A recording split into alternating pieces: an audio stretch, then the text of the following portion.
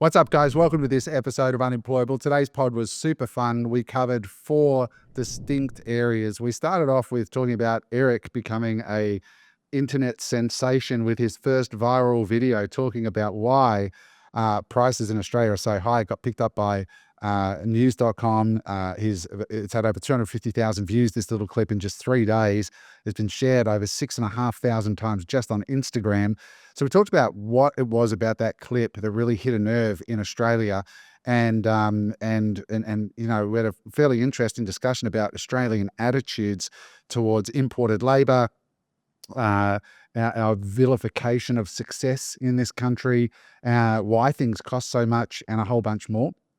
Really interesting discussion, got a little bit heated at times, but also really good.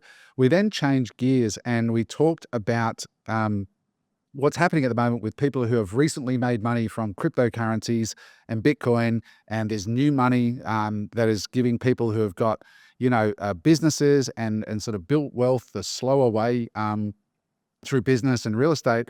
A lot of these people are starting to get FOMO now and are starting to look at these people who have had no money prior to this recent win at the crypto casino, how to manage that and how not to FOMO into things, and how to have a balanced approach through these times to make sure that you stay the course on your wealth plan and don't get distracted at the same time, while not dismissing, potential gains in other areas. Then we talked about with Sash, because we've got a new guest today, Sasha Baraka. Sasha, let's just go with Sasha on the pod. And Sash was talking about how he's getting personal coaching from Patrick Bet David right now, which is really interesting. We talked about what it's like to be mentored by a guy at that level. He sold his company for over 300 million. He's probably well on his way to becoming a billionaire as we speak.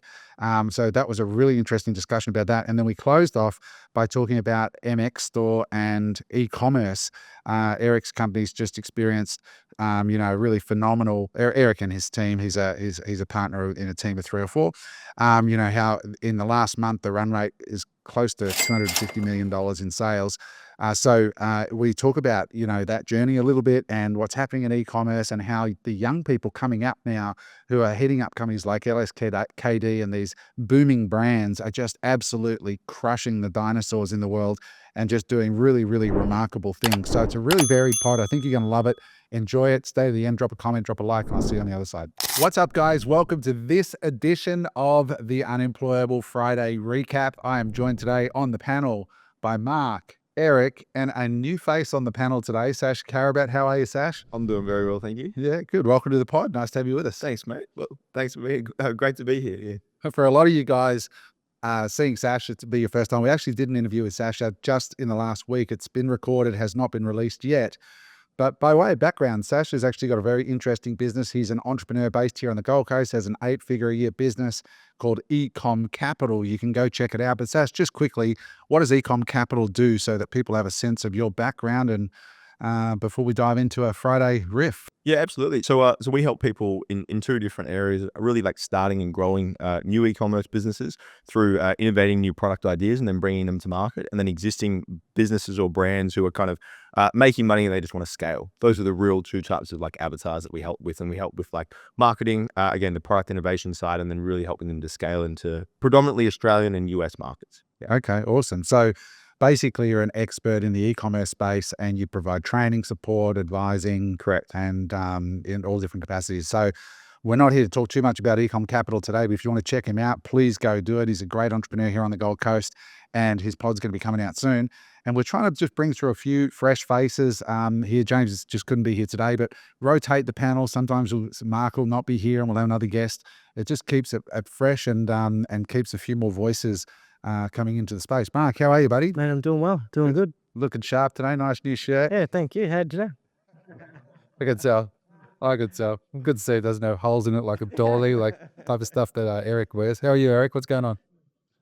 I feel like I'm in Miami right now looking at this guy with his button-down shirt. He's got the chain going on. The weather is good, and the markets are pumping. And Are you sure you're only selling on Amazon?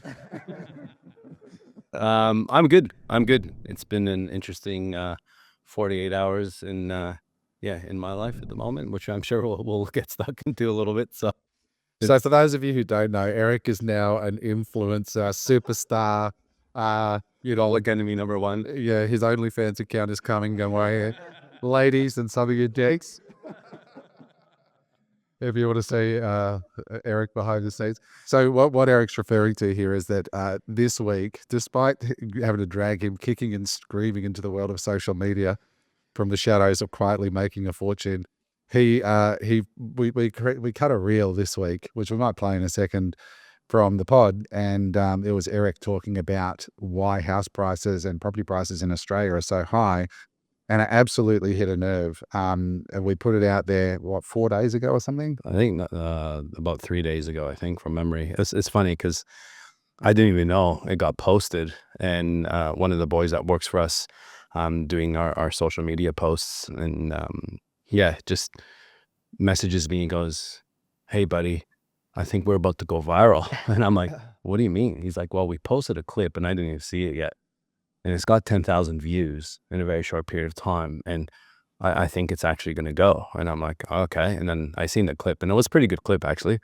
And then, it's gone absolutely bananas. We've had over 300,000 views, over 6,200 shares. 6,301 shares. See, it was just 6,200. So we've had 101 shares in the last half an hour since we've been here. So it's still going, and it's my first time, obviously.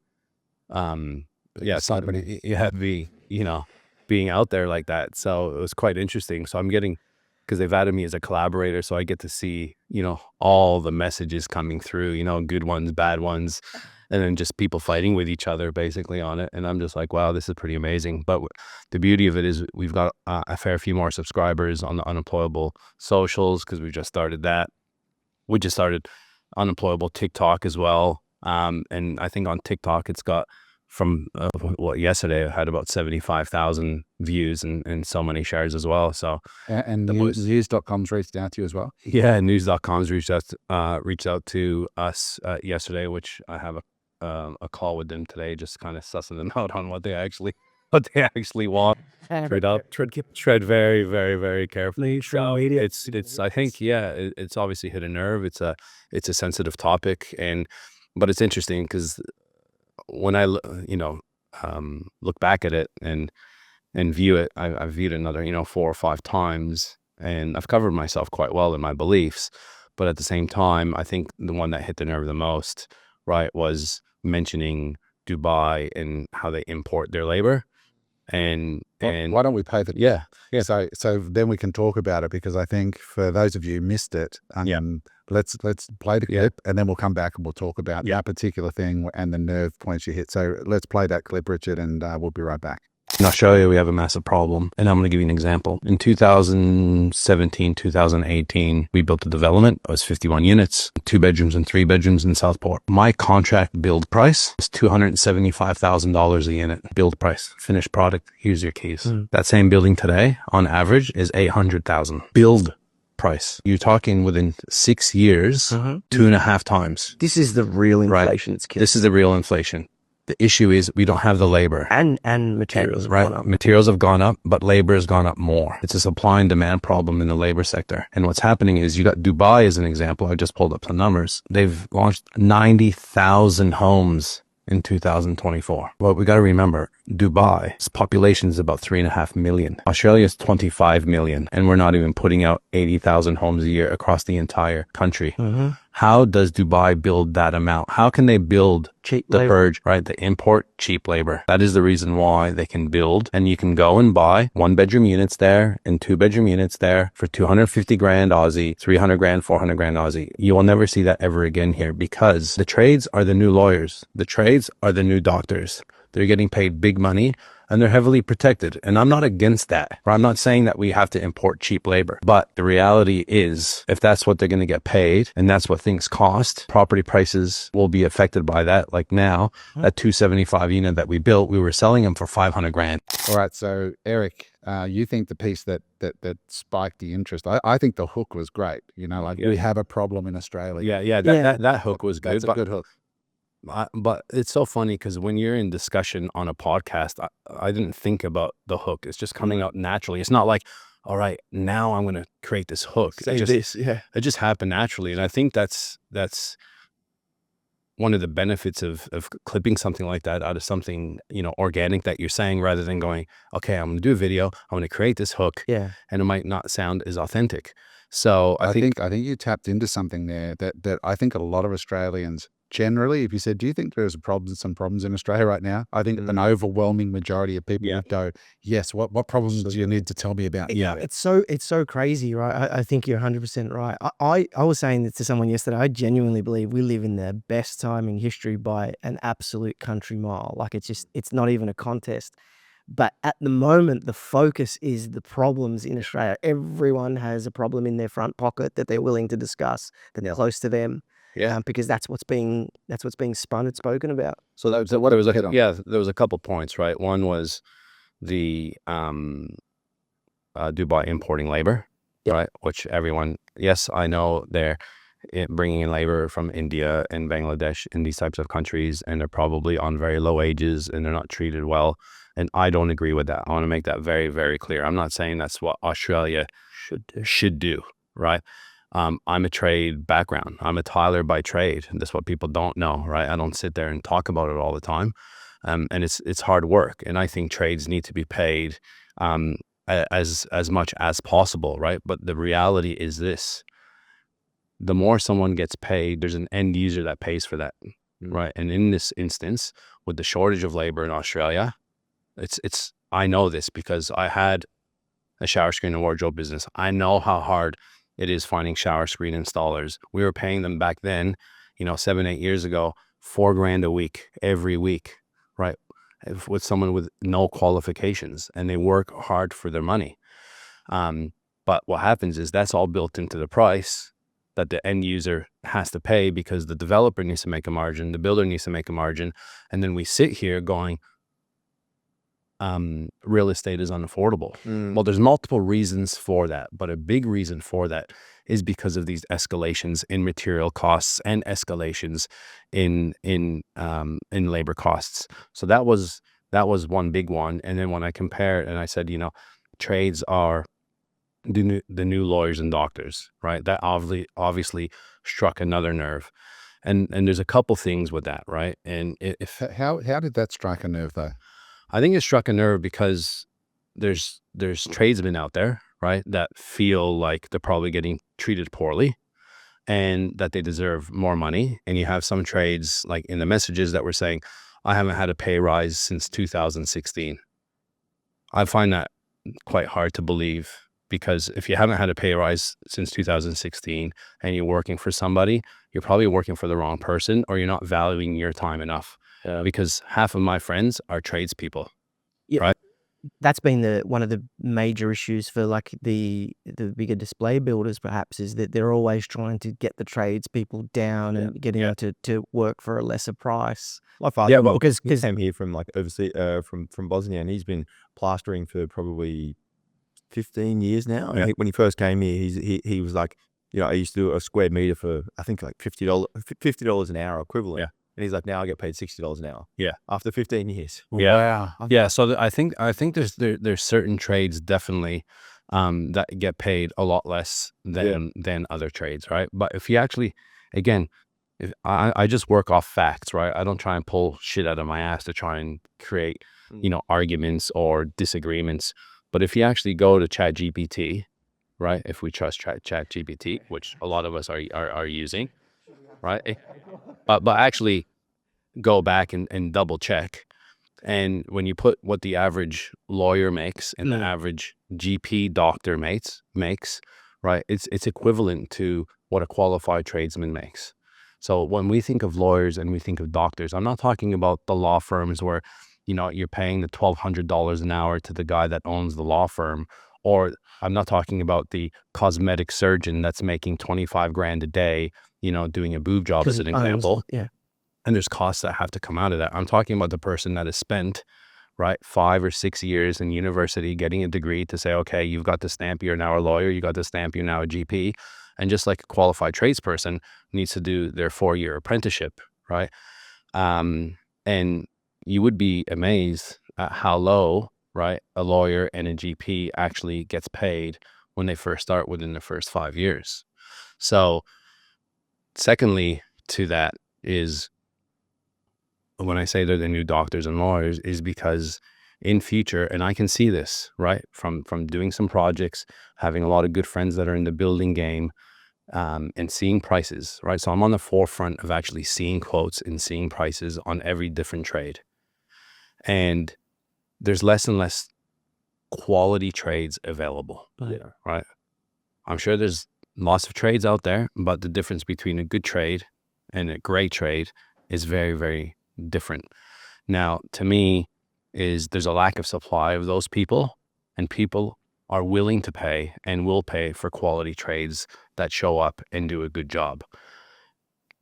I don't think there's a lot of men and women that are growing up, that are coming out of high school, right, that are going, you know what, I want to be a plasterer, or I want to be a tiler, or I want to be a steel fixer. Like, these are very difficult, hard jobs, right? We spoke about this, I think, on a couple of pods ago. We said, there's been an oversupply of all these IT professionals, and they're now the category that's their job opportunities are declining at the fastest rate ever, and all these office buildings are going empty. And that I said that trades would have a mini renaissance. Now, how long that lasts with AI and robotics and everything is yet to be seen. But there's a fair case to be made at the moment that a trade is a great place to be, because money and the flow of money is like this flow chart of the way the world works and where capital is flowing. If capital is all flowing into housing, then there's going to be money that filters down throughout housing, which includes trades. Yes. And I think there's different trades, right? Like, when we're talking trades, you've got a plumber that can work for, a high-rise builder doing new construction. And like, I've got a couple of friends that have very successful maintenance plumbing businesses that are making huge amounts of money, right? But they're literally dealing with block toilets. They're literally got shit to their knees, right? And earning big dollars to do something. 7 figures though, right? Oh yeah, 7 figures, right? They're making 7 figures, 110%. But they're the ones that are getting up at midnight, taking emergency calls when your house is flooded. This is the drama. Like, one of my best mates is a builder, successful builder. He's literally got 2 brand new Lamborghinis in his garage, lives in a multi-million-dollar home that he owns. And his 2 boys, who are great guys, he can't get them in the trades. Yeah. And, I mean, what chance have we got? Like, your dad's a multi-millionaire, 2 Lambos, and you're like, yeah, fuck off, Dad. I'm not interested, right? Like, because they look around and they go, yeah, but I can do something online and I can get 2 Lambos. And this is sort of your generation. I remember when I was coming up, I was like, the trading was the cool thing to do. Like, all of my friends were like leaving in like year 10 to go and do the trades, and it was like, I've got to do that. Yeah. Actually, we should get out of here and do that. Yeah. Not now. No, oh yeah. Now there's like so many different options. The expectations are different. And Mark put something on Instagram. Yeah, we should post. We'll put it up in post. But Was it there was salaries Americans say they consider the minimum to be financially successful, and the boomers said it was around about 100,000. Gen X said it was around about 212,000. Millennials, which is 1981 to 1996 born, said it's 180,000. This is all US dollars to be successful. Gen Z, who were born between 97 and 2012, said that the minimum wage to be financially successful is 587,000. Wow. Right? And so High expectations. like, that tells me a couple of things. That tells me that millennials are too pessimistic, and I'll probably get bashed across the head for saying that. And it tells me that Gen Z are either overly optimistic, or they see the opportunity like your friend's sons are seeing, where they can make squillions of dollars online. I'm going to go and buy stock in depression tablets. Because I think these little fuckers are in for a treat. These, like, I mean, I must be getting old, but I think that's, yeah. I was saying that I disagree with you. I reckon we're about to have the Roaring 20s 2.0, and these little shits are about to make a shit ton of money. And like, we're now, speaking of, I don't agree with that, but I'd like to argue let's see in 10 years how it turns out, right? But I've said to my team, let's hire Gen Z, because they're optimistic, they're hungry, they're savaged, and they're not constrained by the militations that millennials are saying. But do you think they're hungry at, like, do you think they're actually hungry? I think they are. I think they have massive kind of expectations of like what they want, but then when it comes to doing something for it, it's like not there. Oh, look, let's see. That'll be proven, right? Because they're only still young. They're only still having a crack. But there's some guys that are really successful. It's an interesting experiment because on one hand, you have like young people have access to insane knowledge that we never had access to, and to do stuff that just wasn't possible. But on the other hand, they're the most protected workforce it's ever been. They're looking down the barrel at parents. A lot of them have got wealthy parents that our generation didn't have. So it's a really interesting experiment. Let me ask you a question, right? And we've been considering it, and it's an experiment that I haven't yet undertaken, but I want to. I'm sitting here thinking, well, I want to get into TikTok Shop, and I want to get into Shopify, and I want to get into this user-generated content and these dynamic videos. Who do I want to do it? Like a millennial that is a little bit pessimistic and jaded, or these kids that are like, hey, we can make hundreds and hundreds of thousands of dollars on this new technology. I'm going to give the crack to them and see if they can really deliver for me. So I'll keep you guys posted on how the experiment goes, but it is worth discussion, right? Yeah, that is interesting because, if they have the belief that 580,000 is normal, then that's a good belief to have in terms of, they're not limited and whatever. Another thing that I got from the comments, right, is when I started mentioning about, bill prices and retail prices and stuff, people aren't taking into consideration, like construction cost was one consideration. Then you've got things like land. Someone told you you're making too much money. Land cost. then you have, agents fees. You've got DA contributions that you got to pay to the council. You've got consultants fees. You've got interest. Like there's a lot that's built in there. And then when I see comments of people going, oh yeah, developers just want to line their pockets and this and that. Now, I don't sit here calling myself a major developer. Okay. I've done some projects, yes, but I've got personal friends that are developers. This is what they do day in, day out. Those guys are putting their balls on the line on the chopping block every day, right? To supply the demand, right? That is to supply right, for the demand that's required, and it's high risk, high reward at the same time. But what we got to do is take our hats off to these guys because they're the ones that are creating the jobs, right, in that sector. Right now there's a lot of government and infrastructure projects that the government's got going, and they have for quite some time, and they will in future because of the Olympics coming up in Brisbane and Gold Coast and the rest of it.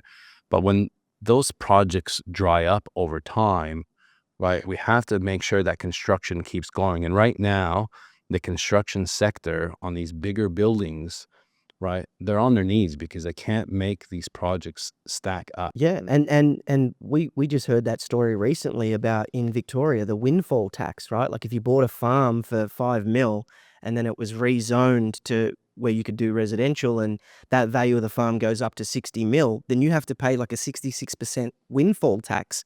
And that's making these people, these risk takers who are going out and buying this land with their... This is something most people don't know about, by the way, in Victoria. People are buying, these risk takers go out and they buy this land on speculation that later down the track they can cut it up and make it into an estate to give affordable housing to Australians. But now they're getting slapped with this big windfall tax. Project no longer stacks up. We don't get our affordable housing, and the government But the problem is you bought this house for, let's say, $2 million, gets rezoned to 10. You get taxed 66% on this $8 million gain, but you couldn't even sell the house, or you'd have to sell the house perhaps to a developer just to pay the tax office. Sounds like Yellowstone. This is what's going to happen. Yeah, well, this is what's happening in the UK with Jeremy Clarkson marching with them and all that sort of stuff. We're seeing it, of course, where do governments get their money? They get it from tax, right? So we're seeing it with this superannuation stuff where they're going to start taxing superannuation holders that have got over 3 million in super assets. They're going to tax them on unrealized gains. On unrealized gains. On unrealized gains in this country right now, this is happening. And so what this means is that the government have done this deal, right? They've told the populace years ago, hey, invest in super, be a good little boy and girl, put all your money in super, tax efficient to get it in there, and you get rewarded when you pull it out if you just save for your future. And what really the reason that existed was because they're so fucking hopeless at managing themselves that we have to manage ourselves. So they legislated us saving for our future. loads of Australians did this. I've got lots of friends who've put money into super each year, have sacrificed, pulled money out of their business, going, well, when I get to it, now they're changing the rules on them, and they're getting taxed without going. The problem with this legislation is they go, oh, don't worry, it's only for the rich over $3 million, but it's not indexed to inflation. So sooner or later, all the people are going, oh, I've only got $1.5 million, I'm fine. That's going to grow because those assets in your super are going to grow. Is this all supers, self-managed supers, all supers? All supers, yeah. Yeah, wow. So it's our government again having another crack. And people can have a go at developers, this, that, and whatever. But at the end of the day, the developers will make the price what it needs to be, so they can make a margin, so they can stay afloat. And it's the government and its regulation that is forcing the prices up of property. What do you think is going to happen when we keep introducing new laws and they're introducing all these labor laws, right, to protect employees? That all costs money. That costs money for the people to do. We've got to stop in this country villainizing making a profit. It is a national sport to shit on the banks, shit on Coles and Woolies. Coles and Woolies provide food to the whole country at a margin of 2 or 3%. Yeah. And we're like, oh, they're making billions of dollars. Yeah, but first of all, you probably own Coles and Woolies shares. You probably own bank shares in your super fund, right? So they are feeding you. That is feeding back to millions of Australians in that way. And we just keep villainizing people who make money. Yeah. And it's got to stop because these people are the ones that create the jobs. Yeah, I agree. We all need to respect, people that are going out there and creating businesses and making money through businesses. And thank them for it. Correct. And we all need to, make our fair wage, right? Whether that's if you have a business or whether you're working for someone. But what we all need to realize is that wage is built in to everything that you buy afterwards. So you can't sit there and whinge and complain that, property prices are too expensive because of this. What happens is new stock is what sets the bar for property prices. Okay, because what will happen is if you have a new a 2-bedroom apartment, as an example, right now in Surfers Paradise, that are selling for 1.6 to 1.8 million. If you have an existing, and that's up there now, right? They're pushing the boundary. If you then have a secondhand piece of stock, right, that's sitting at 1.2 million, as an example, there's too much of a difference between those prices. What will happen is people will be like, I'm not paying the 1.8, I'm going to pay the 1.2. More people will go to the 1.2. And then all of a sudden, that 1.2 goes to 1.4. Yeah. Because supply and demand. So what happens is prices start creeping up. And that's what's happening. Slowly, prices creep up. I went to this is a true story, okay? For preface. French toast Sunday morning. This is going back now probably 6 months ago. My wife rings me. I'm at Harris Farms. She wanted some cheeses and bits and pieces. Harris Farms is a little bit more of an expensive place for delicatessen kind of J-Wagon cheeses, right? For guys like Adam. And it's not even good enough anymore, so you got to go to Cyprus. So, and she goes, can you get some strawberries, right? The kids want strawberries for the French toast. I went to the strawberry aisle, right, to the fruit aisle, strawberries. There was 7 strawberries, big strawberries, nice size strawberries, in the package for $12. I rang her back and said they're having the frozen blueberries that are in the freezer because I'm not paying $12, right, for 7 strawberries. Things just start creeping up. But the reality is there's people paying $12 for those strawberries. And as they continue, those strawberries will be $14. Prices going up because, again, we went to lunch the other day. The donut was $12 for a donut. $12. Yeah, I posted it. It was for a cronut, right? Which is a croissant / donut. So I guess that's how they justify the $12. And then I had a mate of mine go, you know what that's called? No nut. Because no one's gonna be buying it, and it's a problem in this country. It's a problem in multiple countries, right? And I'm all for constructive criticism.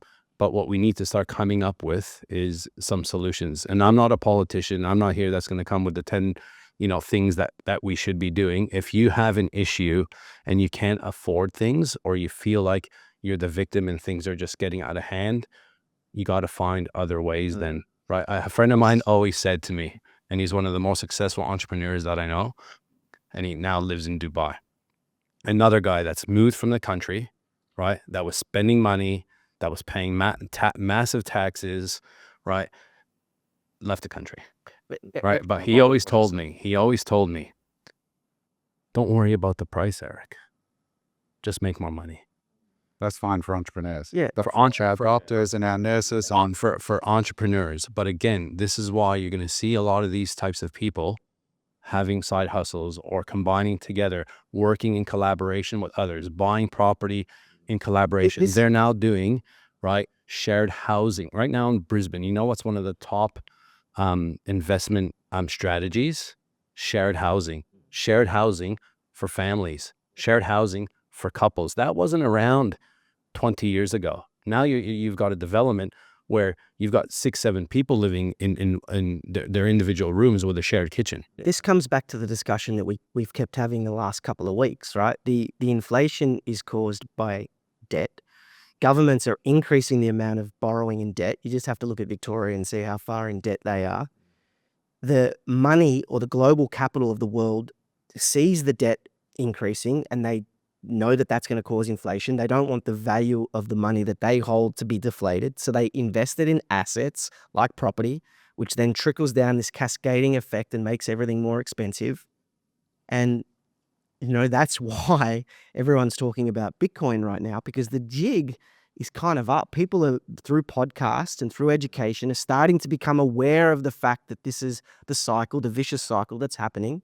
And they're starting, and capital flows to where there's less volatility or where there's less chance of loss. So over time, capital is going to continue to flow to areas where it doesn't get eroded by inflation. Property, Bitcoin. And property in Australia is kind of like a protected industry. You don't get margin called on property. If properties go down, the banks don't call you up. It's kind of a protected industry. But let's segue off this because we've spent half an hour on it. Yeah, look, I guess the point is the people in the chat that are arguing over why things are to maybe spend less time arguing about it and actually try and understand it, because it's not changing anytime soon. No, that's right. And I also laugh, Eric, at the people saying to you, you just want to bring in cheap labor to Australia. And I'm like you said, I think you commented back somebody, check the label on the back of your T-shirt before you throw a rock. Because these people are sitting in a pair of Chinese-made Nikes and a Vietnamese-made. The difference is the difference is you just can't physically see them. When you go to Dubai, as an example, and again, I don't agree with it, you see them there. You see them being brought in buses.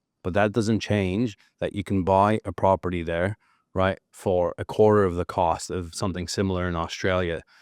What we don't see is the person making your shirt, like you said, making the Nike shoes. It's not that black and white either, Eric. Nobody would have everybody likes to sit there in judgment, but there are, like in America, there are immigrants into America that got a 2-tier economy. And the truth is, the Mexican laborers that are providing the workforce to the wealthier white Americans are living a better life than what they were prior. It's not just black and white. In Singapore, there's a 2-tier labor force, and those people are working in household stuff and they're getting treated better than they would. If I could give props to the government for a minute, right? Like, this is the steel man argument. This is the reason why governments are so big on immigration. They're trying to bring in cheaper labor to fight the inflation, right? And that's the reason that they do it. I said to the boys when we're having a coffee before the pod, for every Australian listening to this, you got to have a little bit of a broader view.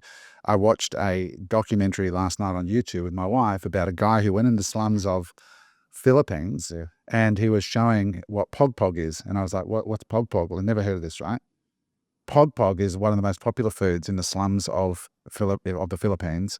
And what they have is they go to the back of chicken shops like KFC and Polo Chicken or whatever it is, and they go through the rubbish. They get the rubbish. They scrape the scraps, all the little bits of chicken that's left on the bones that people haven't been able to suck it off the chicken wings and everything.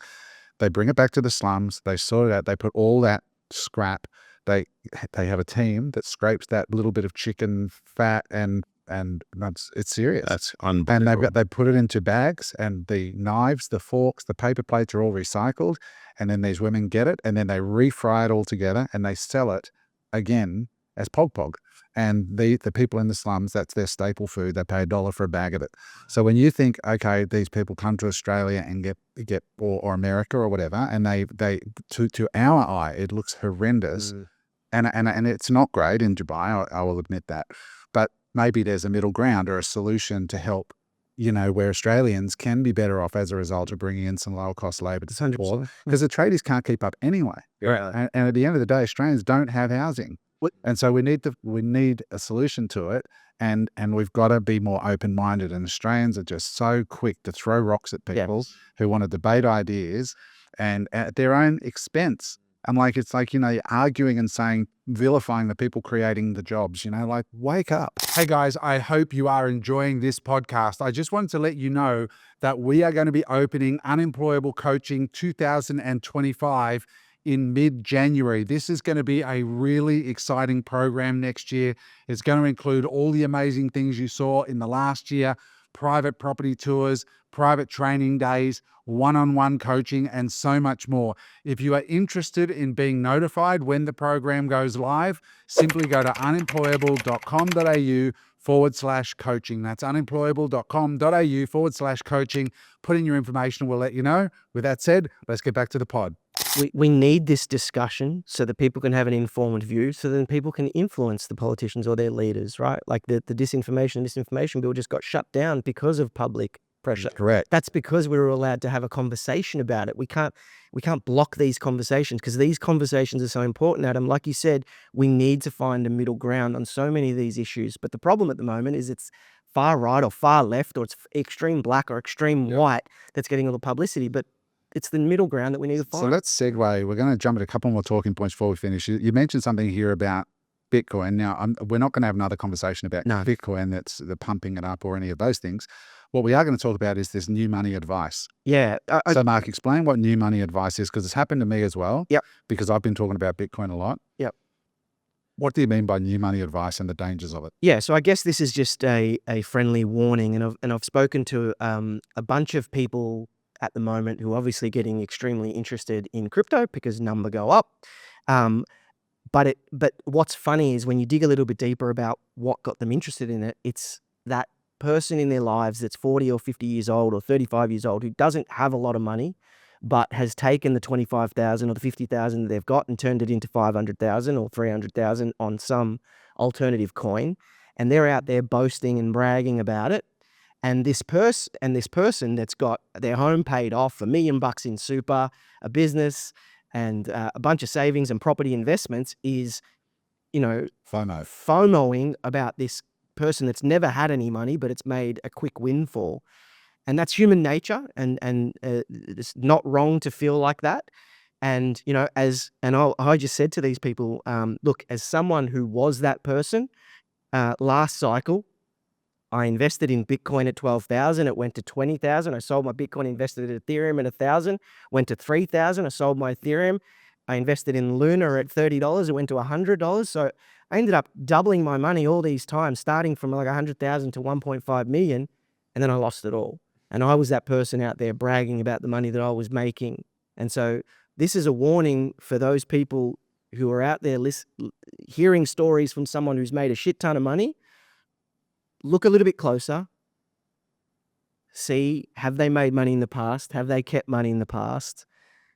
What's actually happening here? And if you're doing well, or if you've got your game plan, stick to your game plan. Yeah, and I this is really good advice, because I've done it recently. I've been sharing some of my wins with Bitcoin, but I'm also very, very acutely aware that can be very easily misconstrued as, oh, Adam said so, I'm going to go all in on Bitcoin.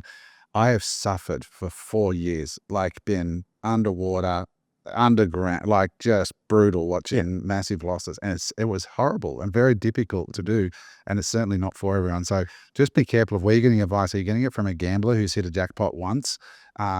Because nobody is immune to fast, easy money, or what they pursue. And we can talk about this another day, but one of the things I said to these guys, because they're like, where should we do? How much should we invest and things like that? And I said, look, go away individually and create a wagon wheel for your capital, for your net wealth allocations.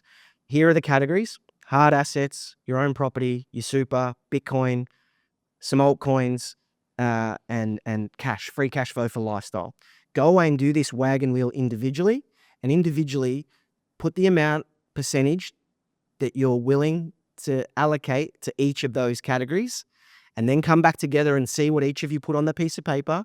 And if someone said 40% altcoins and someone said 2% altcoins, go with the 2%, because your life and your relationship is going to be much better off for that investment. And just make sure that you guys are aligned with the risk taking that you want to take, and forget about everyone else who's making quick money.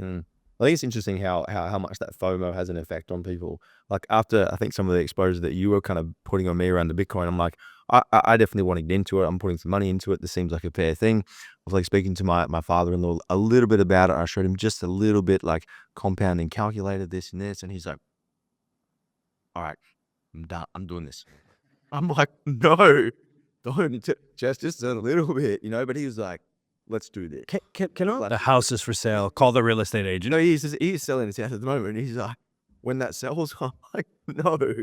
In all reality, like Bitcoin is very different to the others, and I won't go into it all, but it's a different business model, and you've got to go away and do your research to find that out. But sorry, I was just going to say there is a point in relation to that, Adam, right? And I kind of said to these guys, like, if we're talking wealth building, there's enough evidence out there to suggest that every time Bitcoin has a big sell-off, that allocating a certain amount of capital to it and setting it and forgetting it for the long term is a great wealth building exercise. But in their own words, these guys said, with relation to other coins, we want to invest more money, but there's always this chance.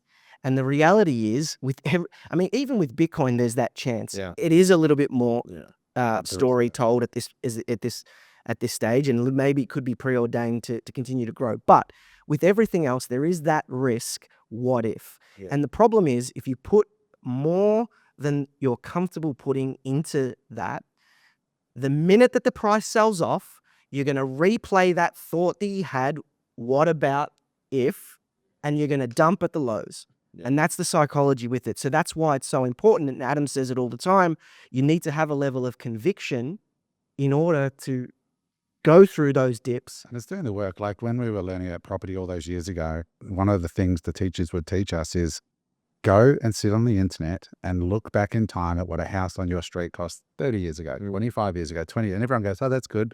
But I mean, literally go and do it. Buy the old newspapers or look it up online. And the more you see it, the more you get convicted about real estate and the power of it, and enables you to hold when there's bad headlines or there's interest rate increases. You just zoom out, like they say, if in doubt, zoom out, because you've spent the time doing the work, looking back at old real estate listings, talking to people. I did a little fun exercise before we move off to this, because I want to talk about your coaching experience recently with Patrick Bet-David, where you were not one-on-one, but one on 2 or 3. Yep, that'll be interesting. But I did this myself for somebody who was asking me about, what's a use case for Bitcoin. And I went to investing.com. This is yesterday. It only took about half an hour. And you can get the daily price of Bitcoin on any day since it started. Like, how much was it on that day? How much was it on that day? And so I put between 1st of January 2018, because I didn't want to go earlier, because that's where you had all those massive, massive gains when it's coming from 1 cent to $2,000, that sort of stuff. So let's say the last 7 years, I got this CSV file, and then I put it into ChatGPT, and I said, if I just bought $71 a day of Bitcoin at the price that day, irrespective of that's a very, very good question to ask. Yeah, I said, if I just done that. So the reason that number's $71, it's $500 a week. And I thought the average young couple is that's trying to buy a house is probably saving $500 a week towards their house part deal. If they just saved it in Bitcoin through everything, just $71 a day, goes away, forget about it. How much do you think it's worth today? I'm not going to answer this question. You're going to answer, you probably know. So in total, it's they put in 160 or 170,000 from memory of their own over 7 years. Over 7 years, and it's worth 1.35. So not only would they, to give you context, they said in the Australian the other day, it takes 3 decades for the average young couple now to save for a deposit. That's unleveraged gains as well. That's not getting 80% money from the bank to buy an investment. That is leveraged cash on cash. Yes, yeah, unleveraged cash on cash. So it's taking 3 decades to save for a deposit for most people. If you'd saved it in Bitcoin in 7 years, you would actually not only have the deposit, you'd own the house outright, because the average house is 920,000 in Australia. You'd own the house outright, and you'd have 50% deposit on the second one if you just saved in Bitcoin instead of saved in cash. And so what I did was I did it 18, 19, 20, 21, 22, all the way through to 24. And the worst compound annual growth rate was 35%. That was the worst, when the banks are offering you 3 or 4% in interest if you put it in a high yielding. What did it say from December 2024 for the next 7 years. If you invest $500 a week, did it say what it's going to? Just told me that's a question for this guy. Yeah, that's the crystal ball, right? So that's the crystal ball. So it's just an interesting thing that it's that kind of activity though, where you go and get data and you sit there for an hour yourself and do these thought experiments.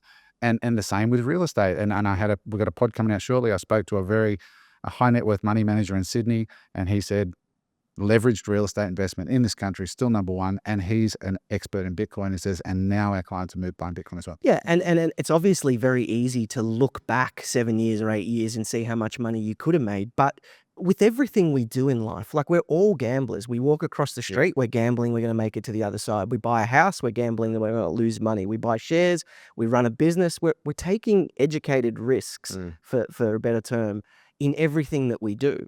So whatever it is that you do, property, shares, business, Bitcoin, you're taking an educated risk. So it's important to go out there and do the work and take the best possible educated risk that you can. Just know that if you keep your money in cash, it's actually gonna a liability because it's going down by 4.5%. Exactly. Sash, I think the education, just to close up on that, I think the education piece is probably like the like you take gambling into like educated gambling that has like an increased upside. You know, my MMA coach was like, do you gamble or anything? I'm like, I gamble in business, but my, chance of winning increases just over year after year after year because you learn and you start to actually understand the concept more.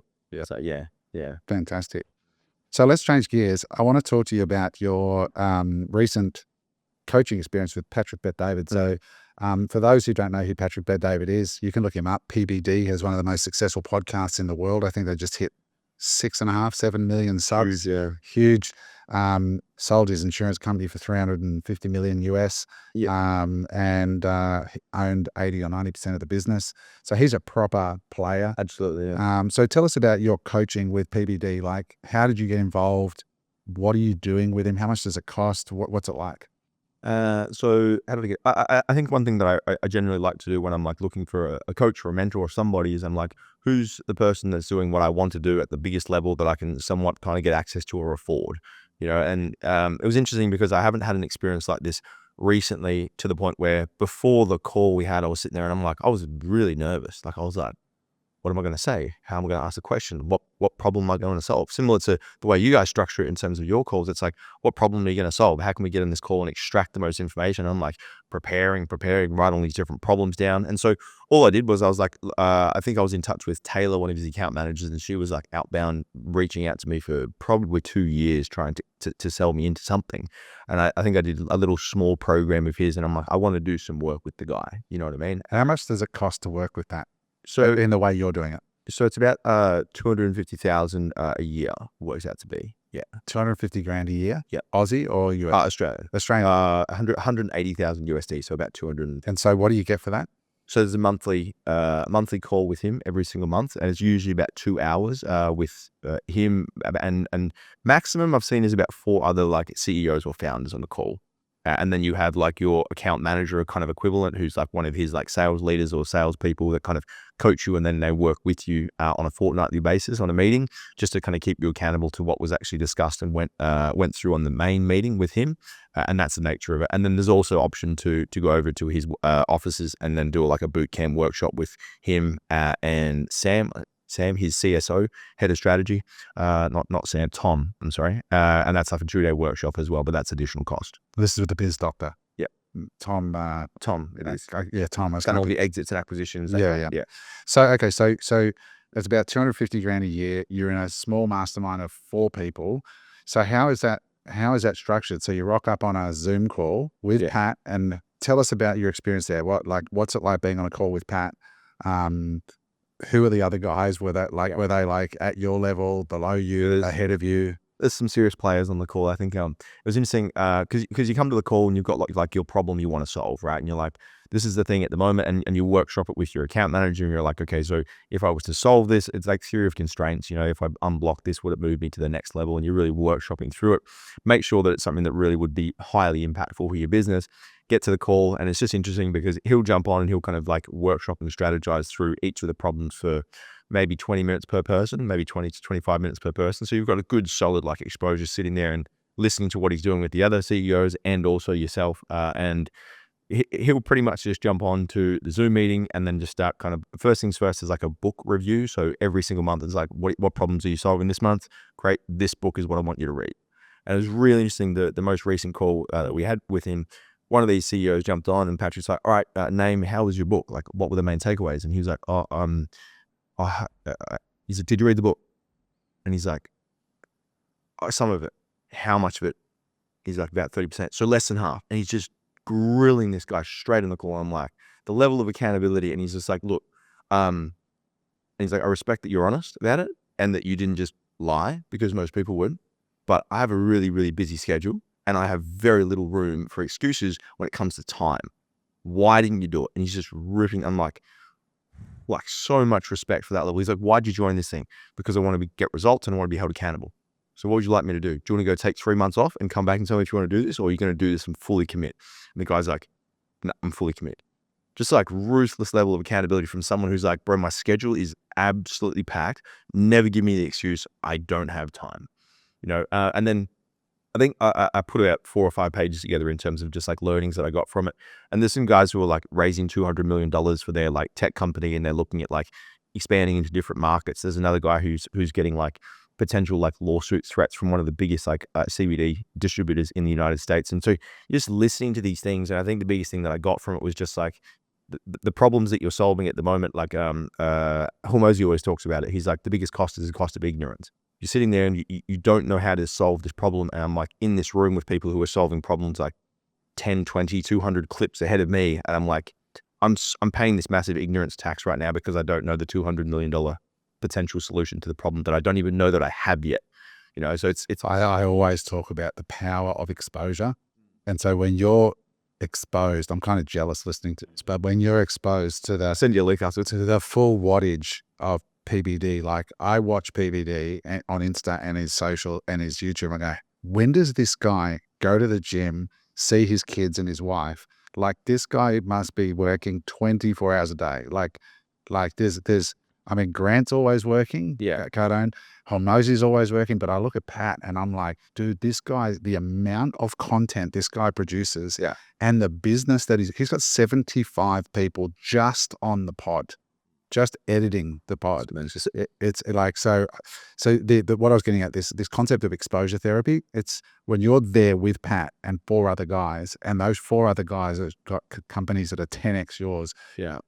Just that exposure makes shifts inside of you. Like, I've done it. Like I once bid to go and have lunch with Elon Musk's brother, Kimball. Oh yeah.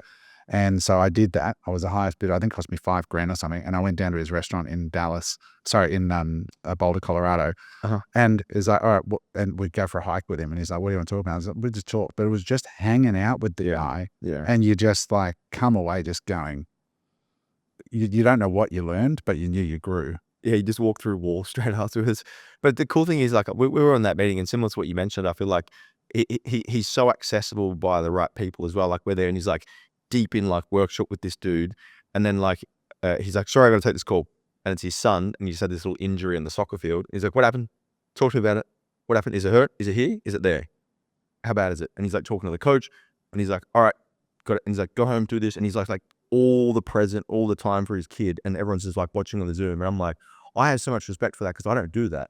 I'm like, no, that's got to wait. No, the family's got to wait. No, that stuff's got to wait. And this guy's like on the Zoom with like, I don't know, some $1 million plus worth of clients. And he's just like, yo, what's up, son? How can I help you? That's so funny, because the amount of times that I've gotten in trouble for taking a call by Dom or something like that, like when things are happening, try and take calls at the same time, try and do things at the same time. But it's that deft precision and presence in what he's doing, and then stepping back, and then I love that story. Yeah, for so many reasons. And I think it's just there's a discipline around him, but like he's got a level of authority where the people that are paying him $250,000 a year are happy to wait.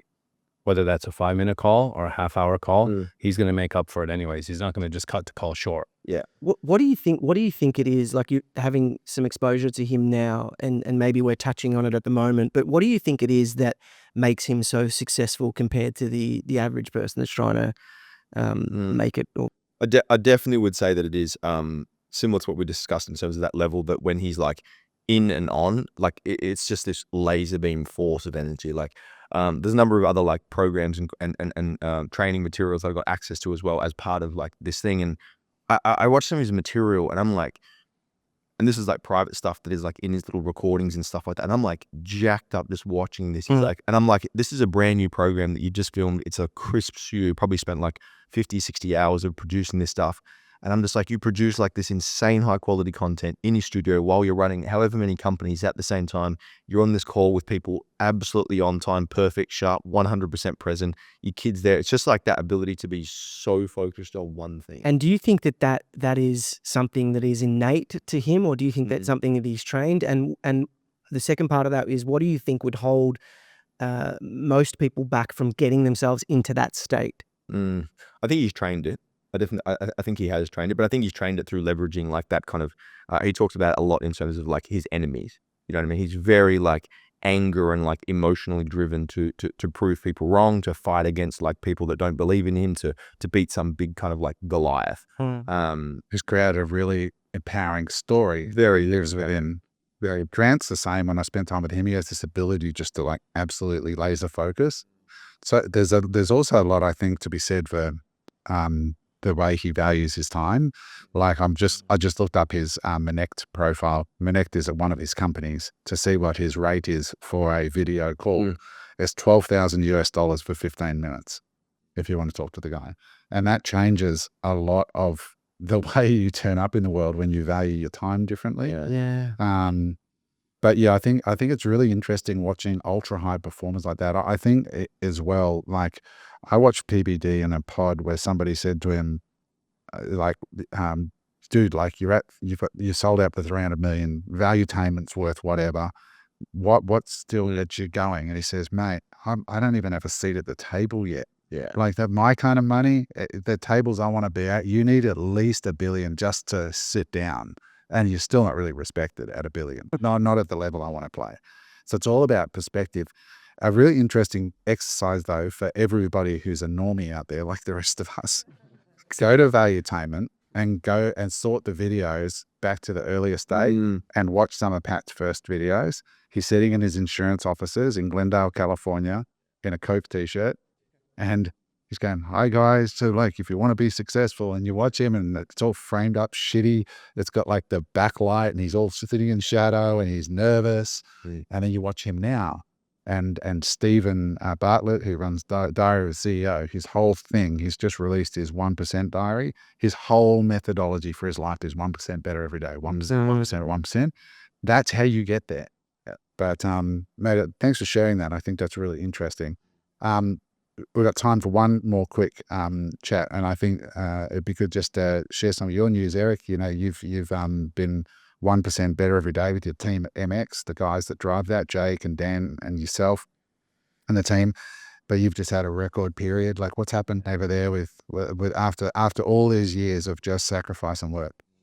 Yeah, it's interesting, you know, when you see a business and the businesses that we're involved in grow from zero to where it is today, and all the struggles, you know, all the ups and the downs. And I just want to say, you know, I just very, very grateful to be in the position that I am today, and, you know, have the people around me and the partners around me, because that is the most important thing. You know, I think in business is having people that you can work with, that you can have disagreements with, constructive conversations, and just keep growing and being for them and being there for them, you know, both, you know, from a business perspective, but also friendship and emotionally, because you can imagine when you're with someone for 15 years and not just one person, you know, there's a lot of shit that goes down in that period of time, right? Just think about the last 15 years in your life, right? Mark and Sasha and Adam and all the stuff that has happened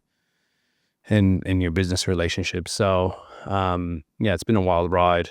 And every year we do Click Frenzy, which is basically a 5-day sale. It's very popular in Australia. We don't do Black Friday. We do Click Frenzy, and it's a 5-day extravaganza basically. And yeah, we did quite well. And we just did shy of 20,000 orders in 5 days, which what excites me about that the most is on that run rate, right, with an average, with our average order value, that's about a $250 million a year e-com business.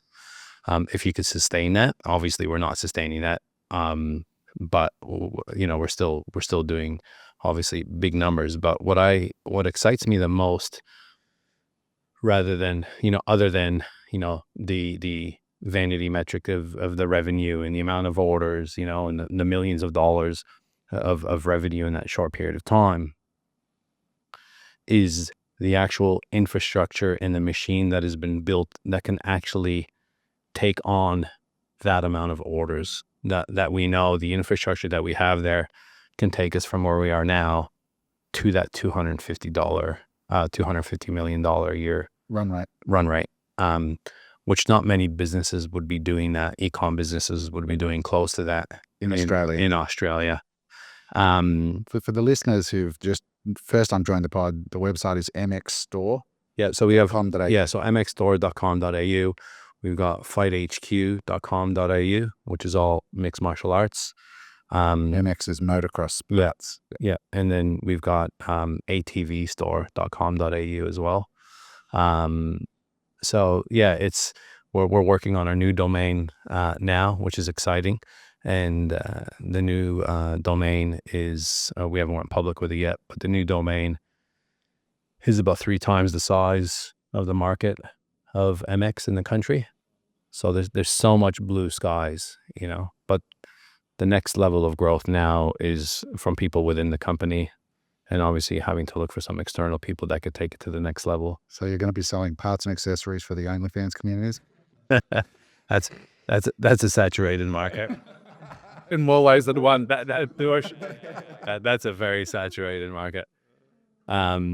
But yeah, it's honestly, it's been exciting, Big congratulations. But there's been a lot of struggles in there as well, How can you don't do Black Friday and you do Quick Frenzy instead? It's just something that we've decided on many years ago, and it's just a thing that we ramp up. And be illegal here, so politically incorrect. Yeah, it probably will be. Yeah, but you look at you look at Black Friday and some of the sales that you have going on. I was on the LSKD site. It's interesting some of the strategies people use. So LSKD, they started their sale on a mate of mine. We went away for the weekend with our families, and he's like, "Hey bro, just letting you know the LSKD sale is launching." And I think it was on Friday at 6 p.m. Brisbane time. And I'm like, "Okay, cool. I'm gonna let me hop on the site now to browse just to see what they have." And he's like, "Site's closed. They shut it down." I'm like, "What do you mean?" They're like, "Yeah, they shut it down. They literally shut." An LSKD would be doing. They're a I'd say a 9-figure company now today for sure. And they're doing amazing things. To shut your site down, right? Whether it was 24 or 48 hours of having no revenue, just obviously, I think 2 things. One, prepping the site for the actual traffic, right? And making sure they got their shit in order. And secondly, the strategy of going, I can't get on there. I got to wait till, and they had the timer and, Mark, you might be right. Yeah, these honestly young kids, and we went on, and there was a couple little issues with the site loading and this and that. I'm like, oh, the amount of traffic these guys have. But eventually, it got up and running. But I'm like, the strategy around these things. I would just love to know the numbers, because I'm a numbers guy, and I love seeing how many people are on our site at one time. Sometimes we have thousands of people on our website at one time. And I'm like, there's thousands of people around. We've got, X amount of people in the cart right now. Like, it's just happening in real time. And I would just love to see how many people would have been. And the very smart thing they did is they recommended everybody to download their app. Don't buy through the website, download the app. So it was a perfect time.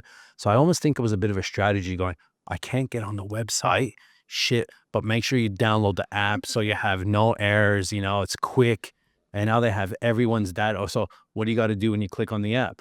Put in your name, put in your mobile number, put on your email. Like, what is that worth to a company? And to your point, to what you just said before, that's what these Gen Z kids are thinking about, ways to hack the system and create through the system. They're not thinking about the prices of property they can't afford. They're when it comes to online, they are fucking smart. They're native. I love that. They are native to it. Do you know off the top of your head the percentage of sales during that click frenzy period, like on an annual basis during that one period, and are margins lower during that time because Margins, discounts? margins are a little bit And I'm lower. asking because I want to do Yep. something similar. Yeah, margins are a little bit lower, definitely. But what's great about it is you get a lot of new eyeballs as well, right? Because again, understanding the value over the life, of a customer is very, very, very important in any game. And in our game, there's when you're buying a motocross bike and you're riding, the repeat purchase for us is very, very, very high because people are just breaking shit. They want new shit. So depending on what industry that you're in, it's very important to understand that, because if you're in an industry where it's one sale and they're not going to buy it off you for 5 years later and you're slashing the shit out of the prices, it's probably not a great strategy. But what is like if you understand the numbers on what is actually costing you to acquire that customer through ads and stuff anyways, most people are, a lot of people with lower ticket items are losing money on their first customer anyways. So if you can get them in the door and still make a margin, and it might be discounting, but again, you have their details, you retarget, and this is why it's so important. It's great. And when you look at from Shopify, owning your own website, like a Shopify, as an example, you own that data, and it's very, very powerful if you understand your numbers. So what you're saying is Black Friday and all these things for a lot of e-com companies now is about information acquisition. It is. We see like on both of my brands, we've more than doubled the profitability on the brands this month, and we've been running like Black Friday offers since the start of November. We pushed like an early Black Friday, and then we went into like early Black Friday, then an early Black Friday, and then we're just now pushing into, as of this week, like an official Black Friday, and we've more than doubled profitability on both of them. So when you say more than doubled profitability despite being in a sale period, is that because your net margin percentage is lower, but your volumes are way higher, or like how? So the main variable that reduces is just the acquisition cost, simply because of the strength of the offer and like positioning something that the market's just like F yes. Okay. That's the main thing that I've seen. Like our acquisition typically is around $35, and as of like this month, it's like $6.50. But you're selling an informational product, or No. I'm selling like clothing and also beauty and makeup products. Wow. as well. Okay. Yeah. Interesting. Yeah, this is something that I think is a good subject to Sash next time you come on to talk about how to optimize sale periods, because I think that's something that a lot of e-commerce people struggle with, because because the consumers are so smart now. Like my wife the other day, she was shopping online and I knew she wanted the thing that she was shopping for. And I noticed she just put it in a cart and then walked away and made dinner. I'm like, you didn't check out. She goes, no, I'll just wait because shortly I'll get a coupon. And I'm like, God damn, I hate your type of person as an entrepreneur. But that's what everybody's doing, right? Like they literally know the game. Well, us dumb entrepreneurs that are impulsive are buying it first. God, Yeah, she's like, no. Tomorrow morning I'll buy it because there'll be a coupon overnight and I'll save 15, 20%. I said, I love you and I hate you all at once right now. I hate you on behalf of entrepreneurs. I love you. What you said, Sasha, is very important too. Like you said, you've got 2 e-com brands, so you're sitting there, helping people in their own e-com businesses. But rather than just saying, yeah, I'm helping people in their e-com businesses, I actually, without having your own e-com businesses or helping people and speaking about property and teaching about wealth creation, but you're not doing it yourself. And this is why I love what we do, guys, on this podcast so much. And I think it's so relevant to a lot of people, is because, like I said before, and many times, we're in the trenches just like everybody else, right? And you got Adam here, worth squillions, and he's selling fucking dry flush toilets, and he shows me and he goes, look, man, this business made $300,000 this year, Which would have been grand yesterday. yeah, it's all right, which wouldn't be a dent, right, which would be life-changing for a lot of people. But with Adam, he really doesn't have to do that, but he does it to prove to himself, I got it, I can do it, I still got it. And now he's changing someone else's life, right, by partnering them in and then taking it to the next level. Even with you, Mark, right, you're doing it, you're talking about trading, you're showing us your accounts, you're showing us the money you made, you're showing us the money you lost. Like with your missus, when the first person you're telling, hey babe, guess what, we just turned $100,000 to 1.5, and then 3 months later you're like, we're broke, Like those are hard conversations to have, but they're real life conversations. So, and that's what I love about this pod, is that it's real and we're all dealing with different shit at different times, and some will have successes and some will have failures. And yeah, it's relevant though, isn't it? Yep. Well, guys, that's another pod. Eric, it's been nice knowing you while you were anonymous and not famous, but just remember the little people as you move on, and Honestly, Autograph before you leave. I know it's going viral, right? When last night was the first time, like I'm getting all these follows now, right? And I'm just like, I look at some of these people on their Instagrams, I'm like, it's so fucking random, some people's Instagrams. did you ever the chicks come out to the gym for selfies? Yeah. So, anyways, what I'm looking at that, and I'm just like, it's just so random, the amount of people that actually like click on it and stuff. But you see all these messages come through, but everyone starts following you, but they're not messaging you, right? They're just messaging within the actual post. And then I start getting messages from like acquaintances and people I haven't seen for a while. I'm like, it's starting to fucking go wild on the Gold Coast now. Like they're targeting the geographic region around me. It's like, hey bro, keep going, man. I love your shit. Yeah, man. I'm like, fuck, I haven't heard that from that guy for 7 years. Like, all these people coming out of the woodwork. I'm like, Let's ask the Magic 8 Ball. Will Eric remember us here on Unemployable once he boos up? Outlook good. yeah, man. Eric, you are the new herpes of the Gold Coast. Go up and walk. That shit don't go. He's gonna have his own bus soon. Guys, thanks for listening to Unemployable, a bunch of degenerates having a yak about business every week. We hope you've enjoyed it. And thanks for following. We appreciate any seconds that you waste with us. So drop a comment, like and subscribe, tell your friends. Have a great week. Bye for now. Hey there, I hope you enjoyed that episode of Unemployable. If you'd like to watch another episode, just click there.